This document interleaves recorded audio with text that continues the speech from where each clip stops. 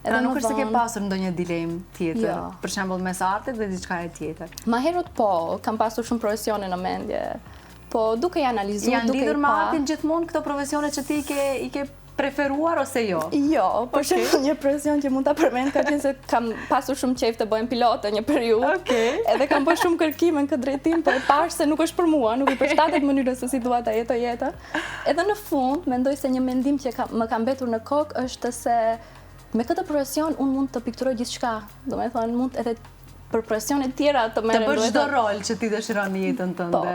Më duket që piktura, por edhe aktrimi janë dy profesione që ta lejojnë ta shijosh ndoshta çdo gjë që ti e ndron me mendjen tënde dhe ta realizosh. Kështu që mendoj që janë role edhe pse idealiste si profesione, po janë shumë të bukura, shumë spirituale, shumë shpirtërore dhe mbi gjitha e tregojnë atë çfarë ti je në të vërtetë. Dhe ju artistët e keni këtë dhunti do thoja që jeni më ndryshe se mendje tjera që jemi ne këtu. Keni një imagjinat ndoshta do thoja më të zhvilluar, më me ngjyra se sa ne.